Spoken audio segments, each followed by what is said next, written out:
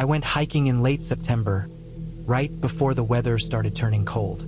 I'd planned the trip for weeks, just a simple one-day hike through an old forest trail that I had read about online. It wasn't one of those polished, tourist-friendly trails.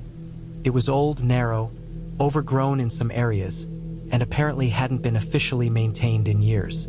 That was what I wanted, something quiet, something away from people. I left early in the morning, when the sky was still gray and the grass was wet with dew. The air was cold and sharp, and everything smelled like earth and pine needles. The parking area was just a small dirt clearing at the edge of the woods, barely big enough for a few cars. Mine was the only one there. That gave me a small, uneasy feeling, but I brushed it off. I slung my backpack on, tightened my boots, and started walking into the trees. The trail started wide, packed with dry leaves that crackled under my feet. Birds were calling somewhere far away, and the morning light began cutting through the trees in thin, bright lines. For the first hour, it was peaceful. The air felt heavy but calm. I passed old wooden trail markers covered in moss, some tilted or half buried in the ground. I liked how untouched it felt. No sound of cars, no voices, just forest. After a while, the trail began to narrow. The deeper I went, the thicker the trees grew, twisting close together. The ground got uneven, covered in roots and rocks. I had to watch every step. At one point, I noticed something strange. Deep boot prints in the dirt, heading the same direction as me. They looked fresh. The edges were sharp and clear, which meant they couldn't have been more than a few hours old. That was odd, since no one else had been parked near me. I didn't think too much of it at first. Maybe someone had camped overnight and left early. I kept walking, occasionally hearing the soft rush of wind moving through the canopy. The higher I climbed, the cooler it got. My breath started fogging in front of me, and the forest went quiet. Even the birds had stopped. I stopped for a drink of water and sat on a fallen log. I could feel the forest pressing in, no sound but my own breathing. When I looked down the trail behind me, I thought I saw movement between the trees, just a flash of something dark. I stared for a while, but nothing moved again. It might have been a shadow, maybe a branch shifting in the wind. Still, I couldn't shake off the feeling that I wasn't alone. I kept hiking, but the air started feeling heavier, like the forest itself was holding its breath. Every few minutes I thought I heard something faint behind me, like a branch snapping or the crunch of leaves. Each time I stopped, it stopped too. I told myself it was probably a deer or a fox. But then I noticed that the boot prints on the trail weren't just in front of me anymore. In some patches of soft dirt, there were new ones, smaller, sharper, fresher, following mine. That's when the uneasiness turned into fear. I started to move faster, trying to listen while I walked. Every so often, I caught small sounds that matched my steps, but always a few seconds after mine. The forest felt colder. The wind had died completely, and everything felt still, like the world had frozen. Eventually, the trail opened up into a clearing. In the middle of it was an old fire ring made of stones, blackened with ash. It looked like someone had camped there not long ago. I checked it out, hoping maybe I'd find someone or at least a sign of them. There was a torn plastic tarp nearby, part of a camping chair, and an empty can of food crushed flat. But what caught my attention was the smell. Faint but sour, like old garbage mixed with rot. I found a shredded piece of a sleeping bag near a tree. The fabric was torn like it had been ripped apart. Something about it felt wrong. I didn't see blood, but I saw drag marks in the dirt leading into the trees. They weren't animal tracks. They were smooth, like something had been pulled or dragged along the ground. I stood there for a long minute trying to make sense of it. The forest behind me was silent, completely silent. That was when I heard it again. A branch snapping, not far off this time. It was close, too close. I turned sharply and saw a flicker of movement between the trunks. A person, maybe 30 or 40 feet away, half hidden behind a tree. I couldn't make out their face. They were wearing a dark jacket and just standing there, completely still. Every muscle in my body locked up. I couldn't move for a few seconds. My heart was hammering so loud I could hear it in my ears. I blinked and the person was gone. Just gone. I didn't even hear them move. I backed away slowly, keeping my eyes on the trees. I didn't want to run yet, not until I knew which direction to go. My brain was trying to find logic. It could have been another hiker, maybe a hunter, but nothing about that felt right. The way they moved, the silence around them, the drag marks, the tent remains. It all felt wrong. I decided to follow the trail back down, but I couldn't tell which direction was which anymore. The clearing had thrown off my sense of direction, and the trees looked identical. I picked what I thought was the way I came and started moving quickly. The further I went, the darker it got. The trees grew so close that barely any light reached the ground. After about 15 minutes, I realized I wasn't on the trail anymore. The dirt was soft, untouched, covered in ferns and broken twigs. I stopped and checked my compass, but it spun slowly, like it couldn't find north. My phone had no signal. I could feel panic setting in. Then I heard it again, the same crunch of leaves, soft but steady. Whoever it was, they were behind me, matching my steps. I started walking faster. The sound got faster too. I could feel eyes on me. I swear I could feel it. I turned suddenly, expecting to catch someone there, but again, there was nothing, just trees and shadows. I ran. I didn't think. I just ran, dodging branches, slipping on wet leaves, trying to find anything that looked like a path. I could hear movement behind me now, heavier, faster. My backpack kept slamming against my shoulders, and my breathing grew ragged. I didn't stop until I burst out into another open area. This one was smaller, with a fallen tree lying across it. And then I saw something that froze me in place. A boot. A single muddy hiking boot lying half-buried near the log. It looked old, but not ancient. I turned it over with my foot. Inside it was a dried brown stain. The sole was torn off halfway. My chest tightened. The forest around me stayed silent for a long time. Then, faintly, I heard another sound. Not walking this time, but a slow dragging noise coming from deeper in the trees. It didn't sound like an animal. It was deliberate, heavy. I didn't care which direction I was facing anymore. I just ran. I ran until my lungs burned, until the ground started sloping downward and I could hear water somewhere. I followed the sound until I stumbled out beside a stream. I knelt there, trying to breathe, trying to listen. No footsteps now, just the steady sound of water moving over rocks. I followed that stream for what felt like hours until I finally recognized the dirt road that led back to my car. When I reached the parking area, the sun was already low, and my car was the only one there, just like before. My clothes were soaked with sweat and dirt. My hands were shaking so bad that I dropped my keys twice before I got the door open. I didn't look back once. I just drove. I didn't report it to anyone. I didn't even tell my friends. For days after, I couldn't stop hearing that dragging noise in my head.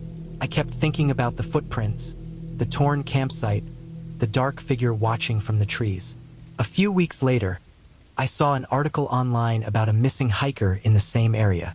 It said his last known location was somewhere near the same ridge I was headed toward that day. The photo of his gear showed a matching boot to the one I found. They said his body was never recovered. Since then, I haven't stepped foot on a hiking trail again. I still love the woods, but I don't trust them anymore. Every time I drive past a forest line, I think about how silent it was that day, and how something human was out there, but not lost.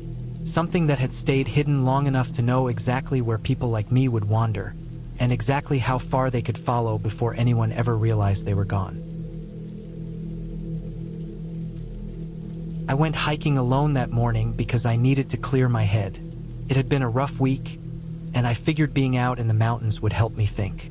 The trail I picked wasn't very popular. An old route I found online that ran through a stretch of forest leading up to a ridge overlooking a lake. It wasn't an official park trail anymore, just something that had fallen out of use. I packed enough food and water for the day, a knife, a small first aid kit, and a flashlight. I left my car parked on the gravel turnout near the start of the path just after sunrise. First, the hike was calm.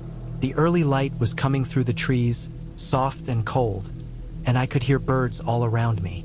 The air smelled like wet pine needles and dirt. The ground was damp but not muddy, just soft from the rain a few nights before. The trail was narrow, almost swallowed by tall grass in some spots, and branches kept brushing my shoulders as I walked. I liked that. I liked how quiet it felt, like I was the only person out there. After about an hour, the trail started climbing. The forest thickened, and the trees grew close together.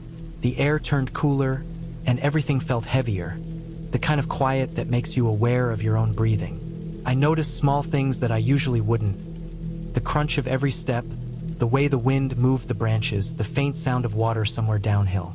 It was peaceful, but something about it felt off in a way I couldn't explain. It wasn't fear, just an awareness that I was very far from anyone else. I stopped around mid-morning to drink some water and rest. My shirt was damp with sweat, and I could feel the salt drying on my skin. When I sat down on a rock, I noticed something strange: boot prints on the trail. At first, I thought they might have been mine, but when I looked closer, they weren't. The treads were different, wider, and fresher. The edges were still sharp in the dirt. I hadn't seen anyone since I left my car, and I didn't hear anyone ahead of me. Still, it wasn't impossible someone else was out here too, so I didn't think much of it. I kept moving. The trail got rougher, harder to follow, almost disappearing in some spots. I checked my map a few times to stay on the right route, but after another hour, I realized the terrain didn't look like what the map showed. The slope was steeper, and the trees were thicker. I should have been approaching the ridge, but instead, it felt like I was dropping lower into a valley. I tried retracing my steps, but the trail had vanished into undergrowth. The forest looked the same in every direction. That's when I started feeling uneasy. The silence was heavier now. Even the birds had gone quiet. I stopped to listen, and that's when I heard it. A single sharp crack of a branch breaking somewhere behind me. It wasn't close, but it was loud enough to make me freeze. I turned around, staring into the trees, but I couldn't see anything. I waited a few seconds, then kept walking, slower this time. My mind told me it was probably just an animal, maybe a deer. But then I heard another sound, a low shuffle, like someone stepping through leaves. It wasn't steady. It would stop, then start again after I did. It was almost in rhythm with my steps. I stopped completely, and the noise stopped too. I could feel my heartbeat in my throat. I scanned the trees, trying to catch a glimpse of movement, but everything was still. I started walking faster, trying not to panic. The forest felt tighter around me now, like the trees were closing in. I kept checking behind me every few seconds, but there was nothing there. The sound came back though, faint but definite. Someone or something was behind me. I thought about calling out, but the words stuck in my throat. It didn't feel right. Instead, I decided to pick up the pace and head toward higher ground, where I could get my bearings again. After about 20 minutes, I reached a slope with a cluster of boulders near the top. I climbed up onto them to get a view, but all I could see was forest stretching endlessly in every direction. I realized I had no idea where I was anymore. My GPS app had no signal, and my phone battery was already low from tracking the map earlier. I stood there for a minute, breathing hard, trying to calm down. That's when I saw something between the trees below, something that didn't belong. At first, I thought it was a fallen log, but it was too straight. I squinted and realized it was a tent. A small, faded green tent tucked between two thick trees. It didn't look new, but it wasn't torn or collapsed either. Someone had been camping out there. For a moment, I felt relief. Maybe whoever left those boot prints had set up camp there. Maybe they could help me find the trail back. I hesitated though, because something about it didn't sit right. It was too quiet around it. No fire pit, no gear scattered, nothing hanging on branches like most campers do. I waited, watching it from the boulder, trying to see if anyone was there. Nothing moved. After a few minutes, curiosity got the better of me. I climbed down and walked toward it, moving carefully through the brush. The closer I got, the worse the feeling in my gut became. The tent was zipped shut, but the fabric was stained and dirty, like it had been there for a while. There were no footprints around it except for one set leading in, pressed deep into the dirt, and none coming out. I crouched near it, listening. The forest was completely still. I reached out and tugged lightly on the zipper. It moved easily, like it hadn't been touched in days. I opened it just enough to look inside. The smell hit first, stale, sour, like something damp had been sealed up for too long. Inside was a sleeping bag, half unrolled, and a backpack lying on its side. The pack was open, and there was a mess of items spilled out. Food wrappers, a lighter, a small cooking pot, and a knife. Everything was coated in dust and dirt. What made my stomach turn was the sleeping bag. It was zipped halfway up, and there was something inside it. I thought it was just padding at first, but then I saw the shape, like someone's leg pressing against the fabric. My chest went cold. I backed away slowly, my breathing quick and shallow. I didn't open it. I didn't need to. I turned and started moving fast, not even caring about the direction. I just wanted to get out. The forest felt suffocating, every tree looking the same, every shadow moving in the corner of my eyes. I could hear the faint crunch of leaves again somewhere behind me, steady and deliberate. I didn't look back this time. I just kept going. My legs burned, and my lungs felt tight. After what felt like an hour, I finally came across something man-made. A rusted metal fence, barely standing, half buried in vines. I followed it until it led to a narrow dirt road. Relief washed through me like a flood. The road looked old but used, with tire marks pressed into the ground. I followed it downhill for a long time until I saw a wide gravel area. My car was parked just beyond it, right where I left it. When I reached it, I turned and looked back at the tree line. The forest was silent again, just a dark wall of green. Nothing moved. I got in the car, locked the doors, and just sat there for a while. My hands were shaking so bad I couldn't even start the engine at first. I finally drove off, glancing in the mirror every few seconds until the trees were gone. When I got home later that night, I couldn't stop thinking about that tent. The sleeping bag, the smell, the single set of footprints leading in. I went online and looked up any missing hiker reports in that area. There were a few. One of them matched the kind of backpack I saw. I didn't call anyone. I told myself maybe it wasn't what I thought. Maybe it was just an old abandoned campsite. But deep down, I knew better. Whoever had been in that tent never left it. And the sounds I heard in the forest weren't just my imagination. Someone else was still out there, walking those same trails, following the same paths, maybe watching anyone who wandered too far off the map. I haven't gone hiking alone since that day. Every time I think about going back, I remember that sleeping bag and the prints leading into it. I remember the silence that swallowed everything around me. And I remember how, for hours, something walked just far enough behind me that I could never quite see it. I went hiking alone one weekend in early October, right after a stretch of long workdays that had been eating away at me. I wanted silence, space, and a bit of time away from everything. I picked a trail that ran through the edge of a national forest a few hours from where I lived. It wasn't one of the popular ones. It was listed on an old hiking website as moderate difficulty, low traffic. That was exactly what I wanted. No crowds, no noise, just me and the woods. I left home before sunrise. The drive took me through miles of empty roads surrounded by farmland and thick patches of trees. The morning air was cold enough that my breath fogged up the inside of the car windows. When I got to the parking area, there was no one else there. The small dirt lot was empty except for my car. The trail marker was old, faded, half covered in moss. I checked my backpack again. Water, food, first aid kit, flashlight, knife, and a map of the trail I'd printed the night before. Everything seemed fine. I started walking just as the sky turned pale blue. The first few miles were peaceful.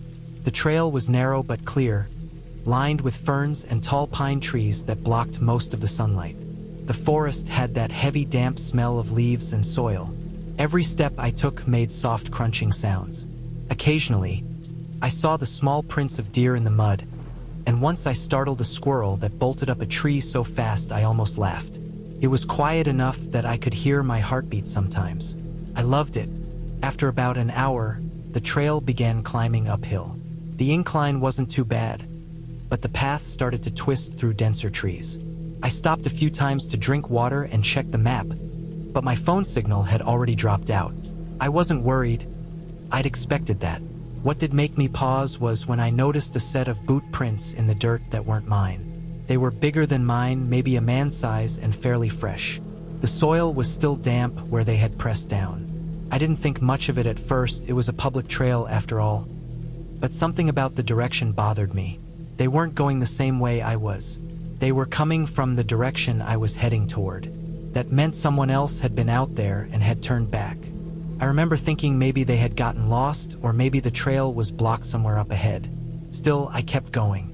As I climbed higher, the trees began to thin out a little. The forest opened up enough that I could see the sky through the branches. It was gray now, and a cold wind was coming through, making the leaves rustle. The sound was steady, like whispers overlapping each other. I walked for maybe another half hour before I noticed something strange. There were no birds anymore. No insects either. The air had gone completely still, and the only sound was my boots against the dirt. The silence was so thick it made me uneasy. I stopped to listen. Nothing. Just the faint ringing in my ears that you get when it's too quiet for too long. I took a deep breath and kept moving. The trail was getting harder to follow. The undergrowth was thicker, and fallen branches blocked parts of the path. I had to step around or over them. After another 15 minutes, I saw something odd on the ground near a cluster of ferns. It was a piece of fabric, dark green, torn, and dirty. I bent down and picked it up. It looked like it had been part of a jacket or maybe a tent flap. It was stiff and smelled like mildew. I dropped it and kept walking, but now I was paying more attention to what was around me. The trail began sloping downward again, leading into a darker part of the forest. The light barely reached the ground there. The air felt colder and heavier. That's when I noticed more signs that someone had been through recently. A broken branch at shoulder height, a patch of disturbed soil, and what looked like the remains of a small fire pit covered in ash. It didn't look new, but it hadn't been there long either. I started getting a bad feeling, like something was wrong, but I couldn't put my finger on it. I decided to turn back, figuring I'd already gone far enough. As I started heading back uphill, I caught a sound, soft but clear, leaves crunching somewhere behind me. I stopped. The sound stopped too. I stood still, listening. My heart started pounding hard in my chest. The forest was silent again, but I knew I had heard it. I told myself it was probably an animal, maybe a deer or a raccoon moving through the brush. I tried to shake it off and kept walking, but after a few minutes, I heard it again. This time it was closer, deliberate, one step, then another. I stopped again, turned slowly, and scanned the trees. Nothing moved. The forest was just an endless maze of trunks and shadows. My pulse was racing now. I tightened the straps on my backpack and started walking faster. I could feel sweat on my back even though the air was cold. Every few steps, I glanced behind me, expecting to see something, but there was never anything there. The sound kept coming though. It was faint, but steady, like someone trying to match my pace. I didn't want to run. I didn't want to make noise, but I could feel panic rising. My breathing was getting louder. I tried to focus on the trail ahead, but everything looked the same. The trees blended together, and for a second, I wasn't even sure if I was on the right path anymore. After another few minutes, I came across something that made my stomach turn. There was a tree with a rope tied around it, hanging loose, frayed at the ends. Below it was a pile of old camping gear, ripped sleeping bags, a dented metal pot, and what looked like a crushed tent frame. Everything was covered in dirt and half buried in leaves. It didn't look like trash someone had left. It looked abandoned in a hurry. That was enough for me. I didn't care where I was or if I'd gone off trail. I just wanted out.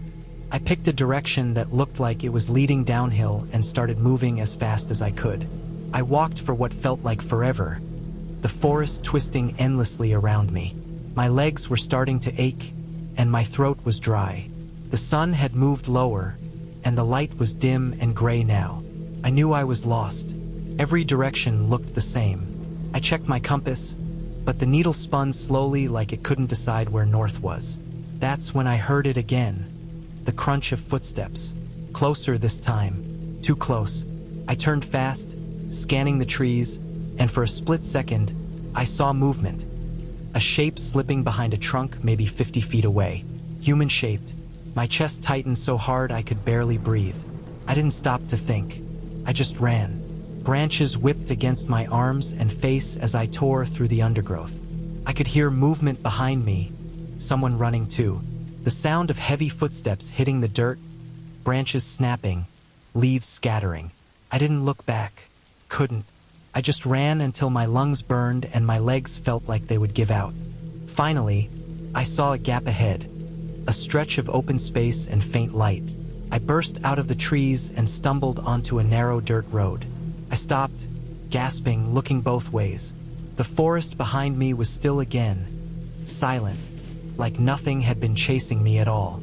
I started walking fast down the road, and after a few minutes, I saw a wooden sign half covered in moss pointing toward a parking area. My heart was still pounding, but I forced myself to keep moving until I saw the glint of my car through the trees. When I reached it, I practically fell into the driver's seat. My hands were shaking as I jammed the key into the ignition. The sound of the engine starting was the best sound I'd ever heard.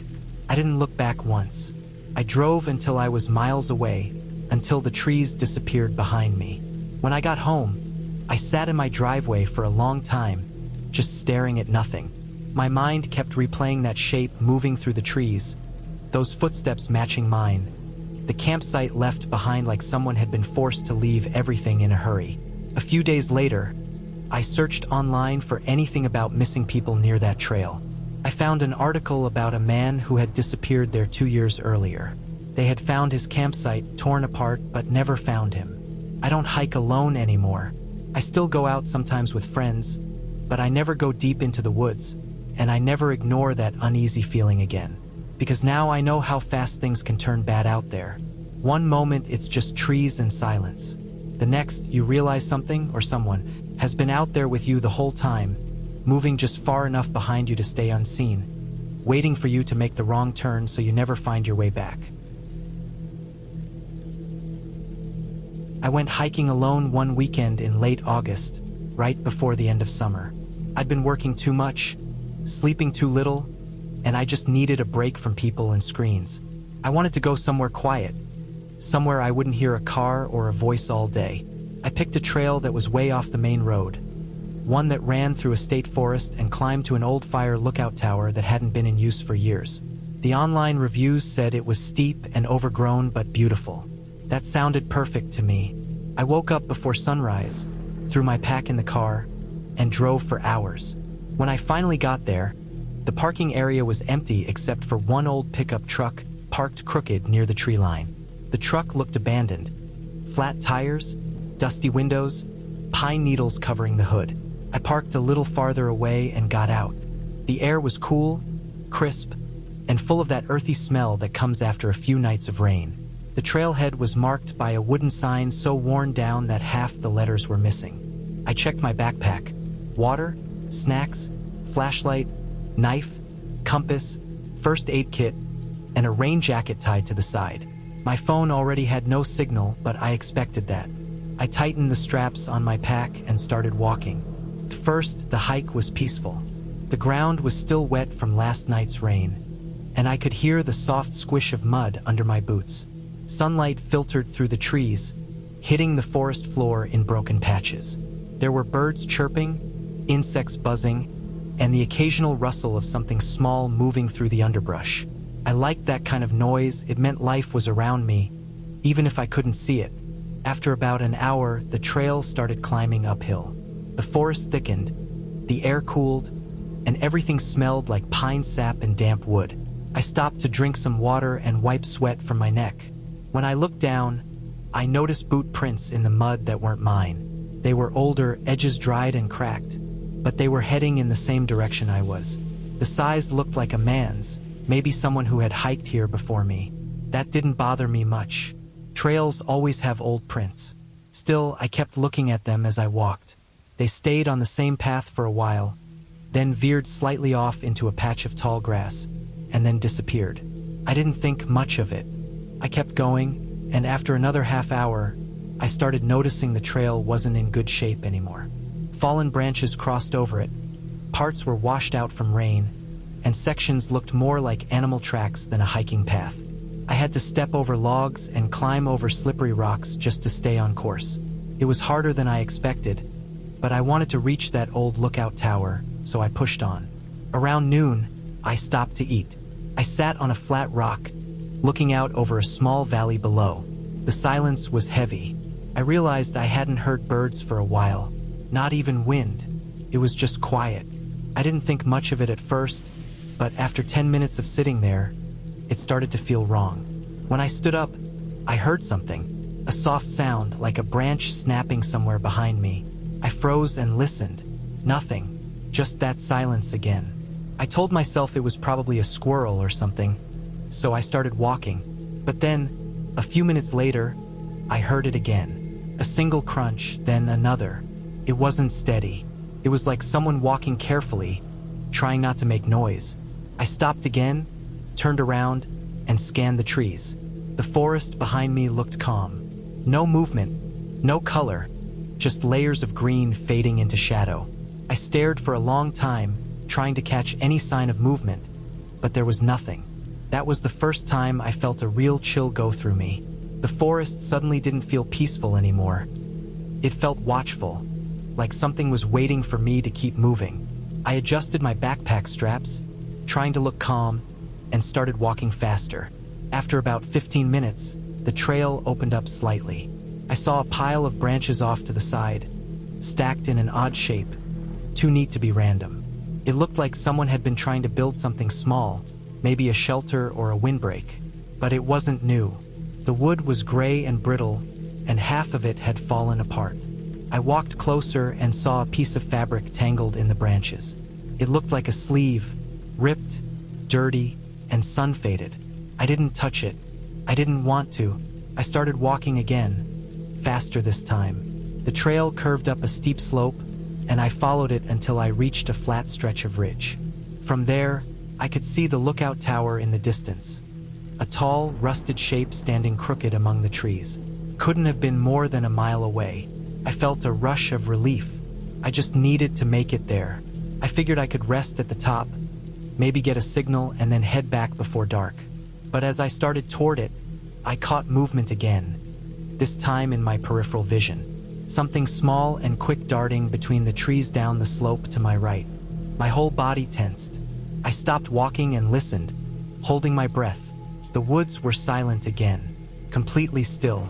I kept walking, trying not to panic, but the air felt different now, heavier. Every sound I made seemed too loud. My boots crunching on leaves, the straps of my pack creaking. Everything echoed. And then I heard it again, faint but distinct. Footsteps behind me, matching mine but slightly off. I froze. The sound stopped too. I didn't turn around right away. My heart was thudding so hard I could hear it in my ears. I finally forced myself to look back down the trail. It was empty. That was enough for me. I started running. Not a sprint, but fast enough that I could cover ground. The trail twisted, and I stumbled once, catching myself on a branch. When I reached the tower clearing, I could barely breathe. The structure looked worse up close. Half the stairs had collapsed, and the metal was streaked with rust. I dropped my pack near the base and leaned against a post, trying to calm down. As I stood there, I looked down at the dirt and froze. There were footprints, fresh ones, bigger than mine, deep like someone heavier had been there recently. They circled the base of the tower once, then led into the trees on the other side. I stared at them for a long time. The edges weren't even dry yet. That's when I realized whoever it was had been close. Close enough that they might have been watching me this whole time. I didn't stay to think about it. I grabbed my pack, turned around, and started heading back the same way I came. The light was fading fast, and the forest was getting darker by the minute. Every sound made me jump. Every shadow looked like it was moving. I tried to keep my pace steady, but it felt like the woods were swallowing the trail behind me. I didn't stop until I saw the first sign of the lower forest. Bigger trees, thicker undergrowth, and the faint outline of the path widening again. And that's when I heard it one last time, heavy footsteps, running this time, crashing through the trees behind me. I didn't look back. I just ran, Full speed, tripping, sliding, branches whipping at my face. My legs burned. My lungs screamed. But I didn't stop until I saw the reflection of my car through the trees. I reached the parking lot just as the sun was gone completely. I yanked open my car door and slammed it shut, locking it immediately. The forest line was black now, the trees just silhouettes. I sat there, shaking, waiting to see if anything would come out. Nothing did. I drove home that night without stopping. I didn't even notice the dirt and scratches on my arms until I got inside and turned on the lights. My hands wouldn't stop shaking for hours. A few days later, I went online and looked up that trail again. Buried in the comments, I found an old post from a few years back.